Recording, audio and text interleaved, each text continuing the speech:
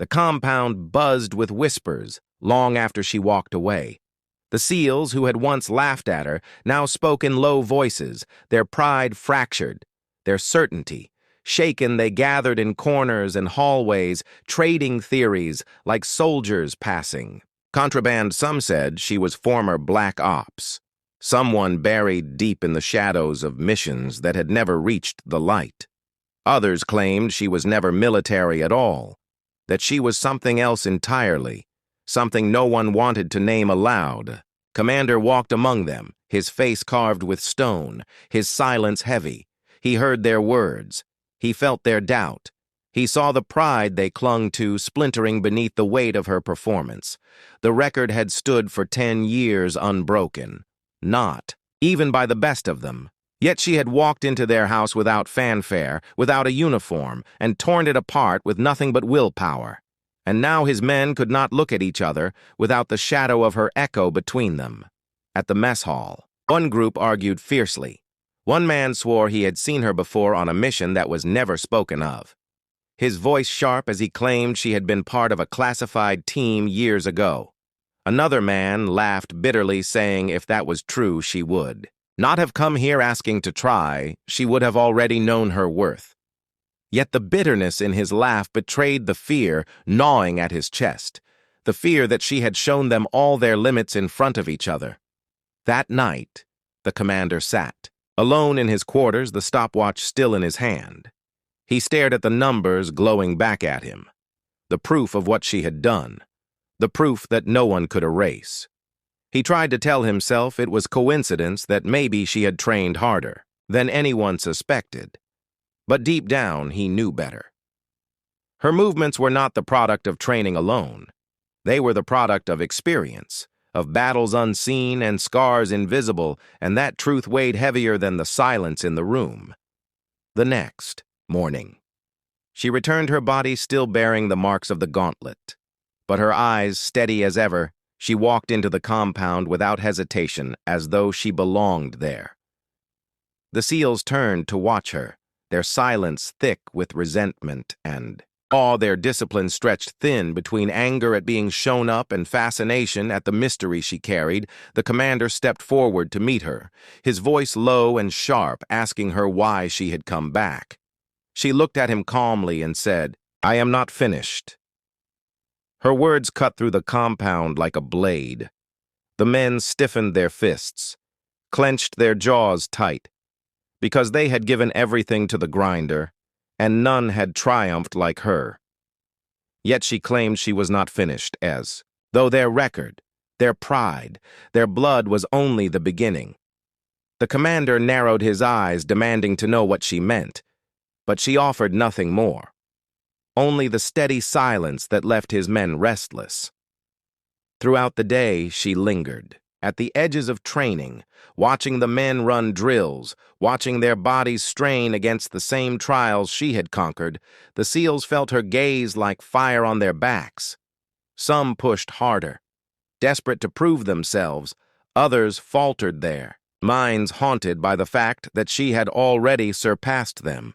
The commander saw it too, the effect she carried without a word, her presence alone bending the will of his unit. By evening, the tension finally broke. One of the veterans, a man hardened by years of missions, stepped forward to confront her, his voice sharp with fury, demanding she explain herself, demanding she tell them who she was, what gave her the right to walk among them and tear their pride to shreds. She met his anger with silence at first, and then she answered with words that froze every man within earshot. "I am no one you want to know." The veteran sneered at her words, calling them riddles, accusing her of hiding behind mystery, but as he stepped closer, she turned, her gaze on him, and for the briefest second, the steel in her eyes carried a shadow that made even him step back. He would never admit it, but he felt it. The weight of something older, darker, something that had seen death in ways he could not understand.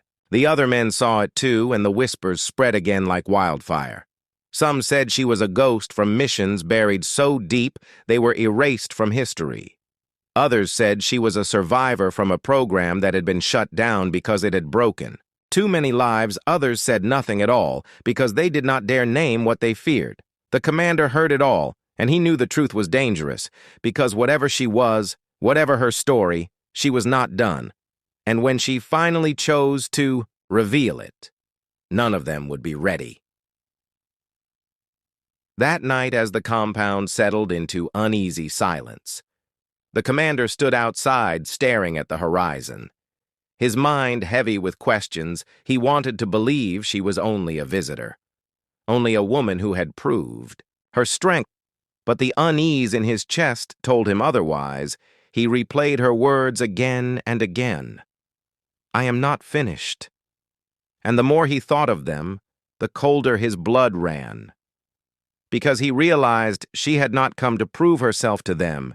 She had come to prove something to herself, and whatever that was, it carried shadows that reached beyond the record, beyond the grinder, beyond anything his men had ever faced, and he feared that soon those shadows would spill into their world, and as the wind tore across the training ground carrying whispers through the night, the commander knew that the real test had not yet begun.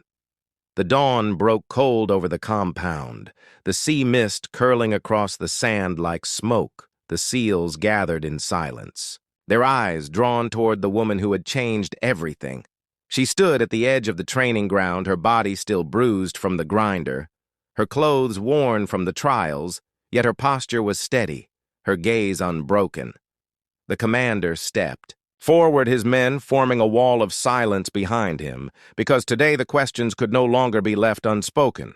He looked at her, the weight of his authority heavy in his voice, and demanded once more, "Who are you? What brought you here?" She did not answer immediately, her eyes drifting to the horizon as though searching for something unseen. The SEALs shifted their boots, grinding against the dirt, their patience fractured, their pride bleeding in the shadow of her victory. They needed answers, because without them the wound she had carved into their brotherhood would never close.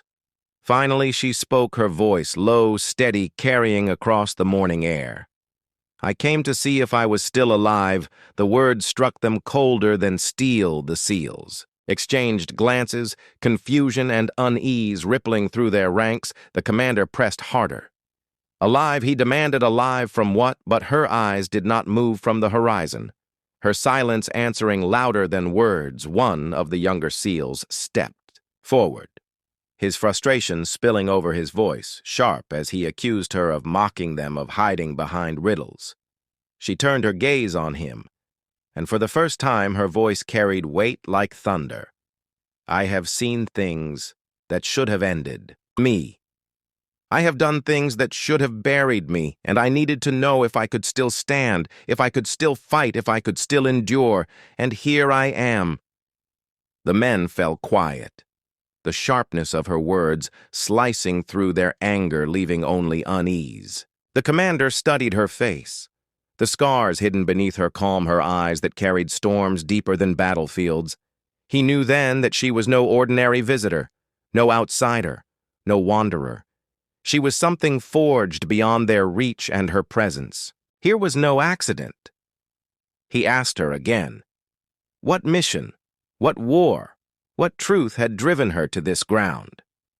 She hesitated for a breath, then said, I was part of something that does not exist anymore.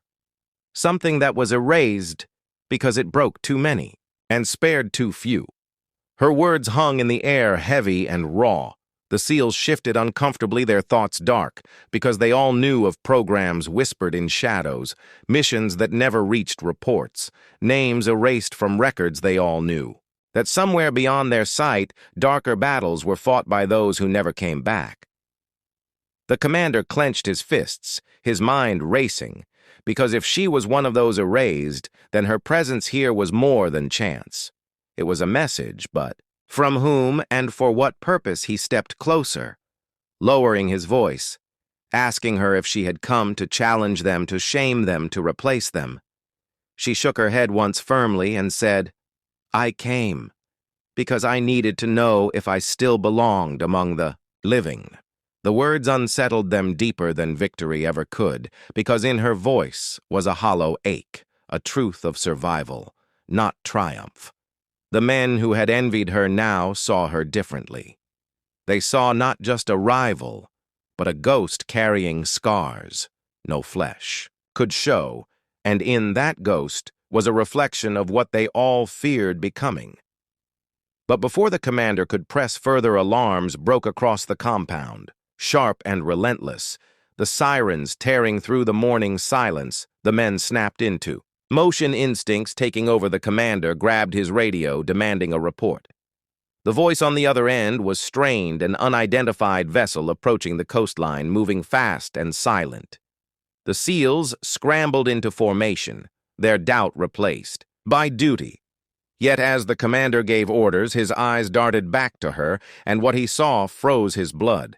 She was already moving toward the shoreline, her steps swift and certain, as if she had been waiting for this moment, as if she had known it was. "Coming!" the commander shouted after her, demanding to know what she was doing, but she did not turn back. She reached the edge of the compound, the sea wind tearing across her frame. Her eyes locked on the horizon, where a dark shape cut through the mist, approaching closer with every second. The SEALs rushed to follow, weapons raised, hearts pounding, yet she stood calm, her body still despite the chaos behind her. When the vessel broke the surface, its black hull gleaming against. The air grew heavier as she stepped toward the gauntlet, the final and most unforgiving stretch of the course. The SEALs shifted on their feet, some whispering wagers, some shaking their heads. The water hoses had already been rolled into place, streams of high pressure meant to batter the body and steal the last fragments of strength. The ground ahead was slick with mud, the air sharp with the sting of salt and force. This was where even the strongest stumbled. This was where the record had been, set and left untouched for 10 years.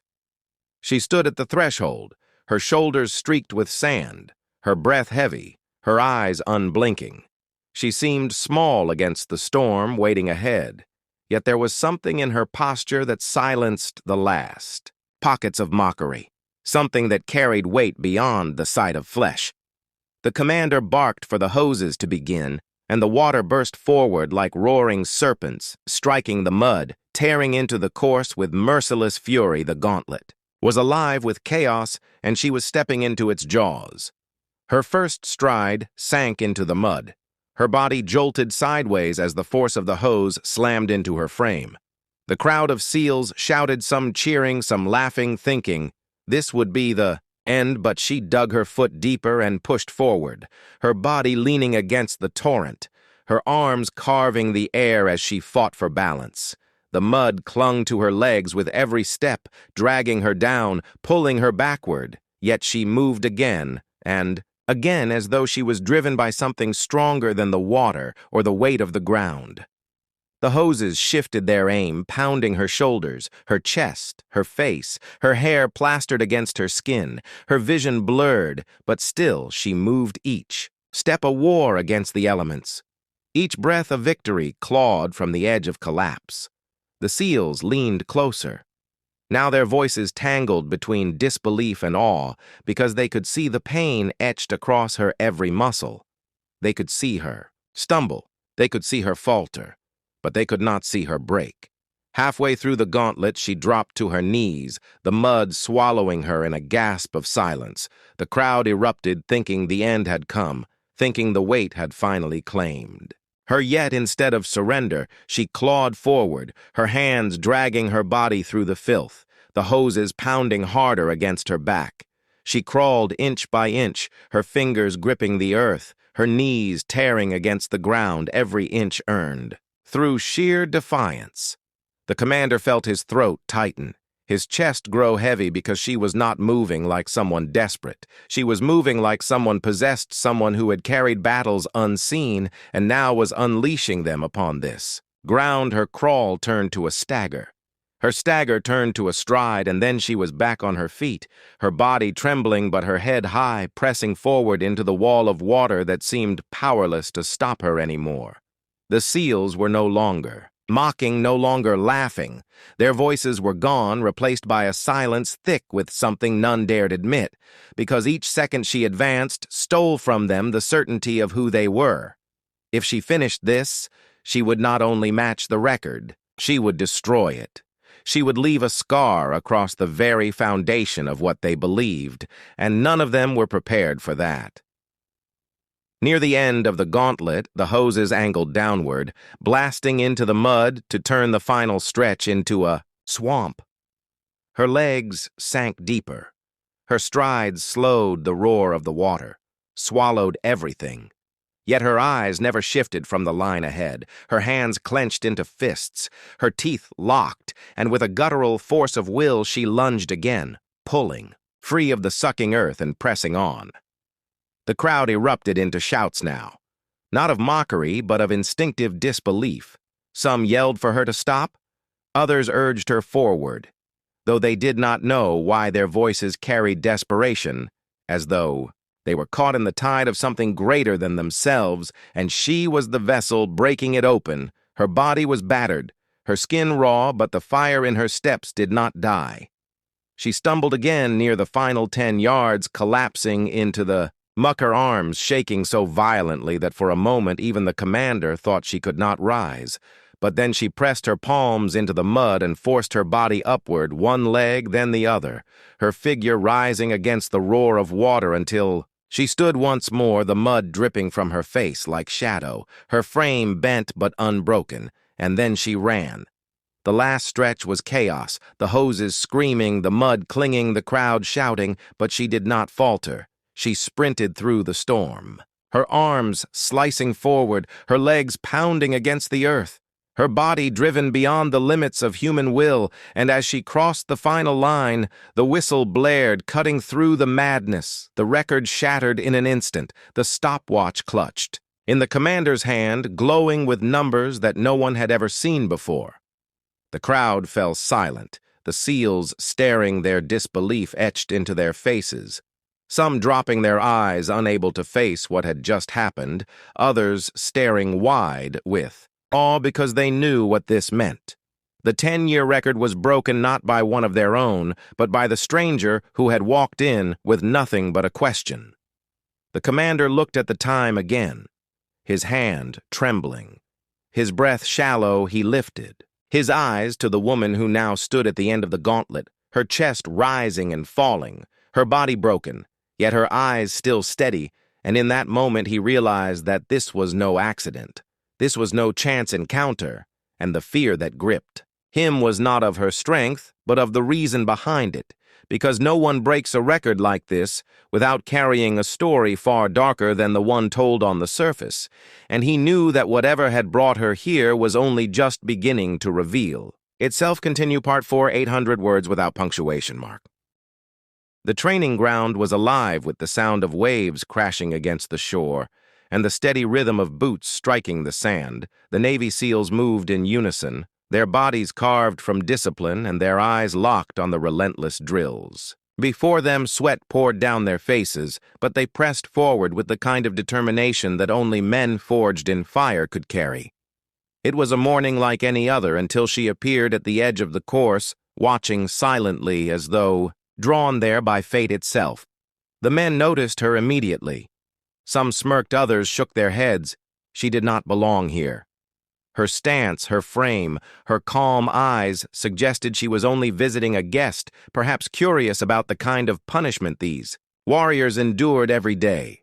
She wore no uniform, carried no weapon, and bore no sign that she had ever walked this ground before. To them, she was simply an onlooker, someone who would observe from a distance before returning to the world beyond their reach.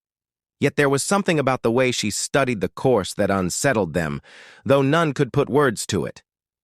The commander barked orders, and the men launched into the next trial, a grueling sequence of climbs, crawls, and sprints across the harsh terrain, their muscles straining under the burden of endless repetition. The air grew thick with sand and sweat, and the men fought with every fiber to outlast the demands of the course. They were in the heart of the grinder, the place where Weakness was torn away and only strength remained, and in the silence between their shouts and the crash of the surf, her voice cut through like a blade. "Can I give it a try?" she asked, and the words hung in the air like smoke. The seals froze mid-stride, their disbelief spilling into laughter. One or two shook their heads in amusement, others muttered under their breath, certain that she was joking because no outsider, no visitor, no one who had not trained for years could even hope to last a moment against the course that broke down even the strongest among them. Yet she stood calm, unflinching, as if her question was not a request, but a statement of intent. The commander raised an eyebrow, his voice sharp as he told her that this was not a place. For games, the course was brutal, designed to crush body and spirit alike. It was not something to be taken lightly. She did not flinch. She simply repeated the words softer, but with a fire that made even the veterans pause. "Can I give it a try?" The tone carried no arrogance, no bravado, only an unshakable certainty that unsettled them more than if she had shouted with defiance. The men exchanged glances. Some grinned, whispering that she would collapse before reaching the second obstacle. Others folded their arms, eager to see her fail. They were warriors forged by pain and steel, and they had seen countless men crumble under this same trial. How could she possibly hope to stand where so many had fallen? The course was not just physical, it was mental. It was a beast that chewed through pride and spit out defeat, and yet she stepped forward without hesitation, as if she had been waiting for this moment her whole life. The commander hesitated for a long breath, then finally nodded his approval, though his eyes carried doubt. He told her she could try, but warned that one step onto that sand meant commitment. There would be no stopping until the course ended, whether by victory or by collapse. She nodded once firmly, her gaze fixed on the path ahead, her feet carrying her onto the same ground that had broken even the hardest of men. The seals murmured among themselves, their laughter fading into silence as they watched her position herself at the starting line. The whistle cut, the air sharp and merciless, and she launched forward, her strides, sure, her movements precise. She attacked the first wall with a strength that startled the onlookers, climbing swiftly and dropping down without hesitation, then hit the crawl through mud with a speed that defied expectation. The men leaned closer, their skepticism cracking into curiosity, their voices hushed as they followed her progress. She was not only moving through the course, she was moving with the confidence of someone who had done it before, yet none of them had ever seen her. The commander folded his arms, his expression tight because already she had lasted longer than he expected. Already she was proving that she did not step onto the course by chance. There was something in her, every motion, something controlled, something dangerous. And as she tore through the first sequence without breaking pace, he felt the hairs on his neck rise.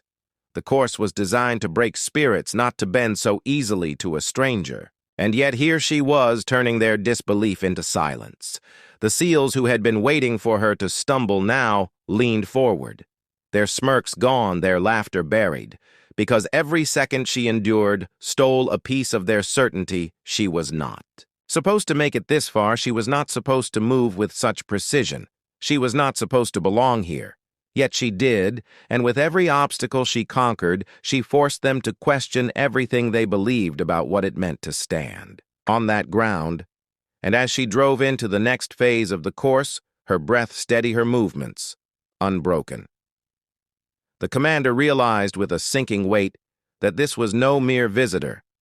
This was someone who carried a secret, a reason for being here, that none of them yet understood, and the thought gnawed at him like a shadow creeping over the sand, because if she was not here to watch, then why was she here at all? The sun pressed harder against the training ground, its heat mixing with the sweat and grit that clung to the air. The seals gathered tighter around the course, their arms folded, their eyes narrowed as the visitor drove herself deeper into the trial.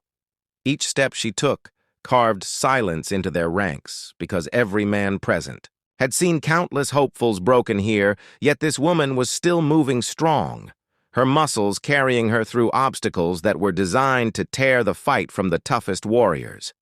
One of the men finally broke the silence, calling out to her, his voice laced with challenge, telling her that the real test was coming, that the walls ahead had ended careers and broken bones. His words were meant to rattle her, to shake the calm she carried, but she did not answer. She did not even look toward him. She only focused on the next obstacle, moving as though the taunt had never touched her ears. The seals exchanged glances, some grinning, others frowning, because indifference in the grinder was rare.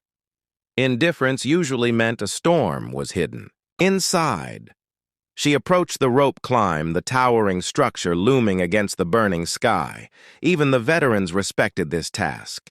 It punished grip strength, it shredded arms, it dragged fire into the lungs, and it rarely let go without taking a piece. Of pride with it, she gripped the rope, leapt upward, and climbed without pause, her body weaving with practiced precision, and before any man could shout a warning, she had reached the top and swung down again as though gravity itself had bent to her will.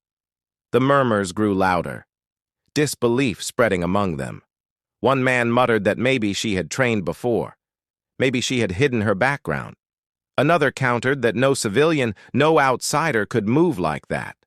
Not on her first run, not on a course that ate seasoned warriors alive. The commander remained silent, his gaze locked on her every movement, because each obstacle she passed made his suspicion grow heavier, and with it the sense that this was no accident. The next challenge loomed, the weighted carry across shifting sand barrels stacked high, meant to pull the spine downward and force the body into collapse.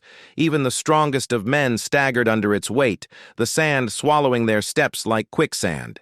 Yet she bent low, hoisted the barrel, and moved forward, steady and controlled, her eyes locked on the horizon. The barrel pressed into her shoulders like a living burden, and still she pressed onward, her pace unbroken. The seals shouted now, some with mockery, others with warning, telling her she could not last, that the sand would swallow her lungs whole, that the weight would crush her legs, that this was where her body would finally betray her. But she moved with a silence that unnerved them every step, calculated every breath drawn with purpose, her frame small against the endless weight, yet somehow unyielding, as though she was carrying more than iron, as though she was carrying memory itself. By the time she reached the end of the carry, her shoulders trembling with strain, her legs quivering, she did not collapse, as many expected.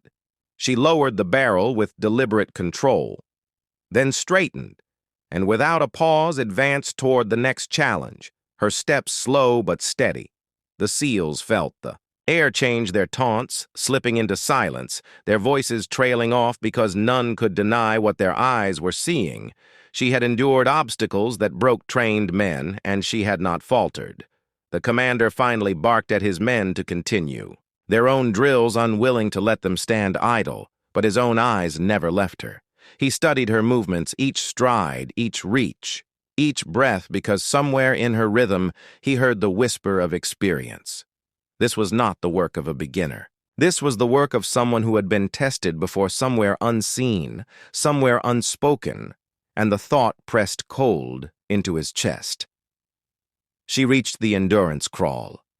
The sand pit stretched long and merciless beneath the netting barbed wire low, enough to tear flesh if one lifted their head too high. The crawl devoured lungs, scraped knees, shredded resolve. The seals who trained here knew its cruelty well, and they watched with morbid fascination as she dropped to the ground and drove herself forward. Every pull of her arms digging through sand, every push of her legs sliding her closer to the end. The wire snagged at her hair. The sand clawed at her face. Yet she did not slow. Her breath came, H.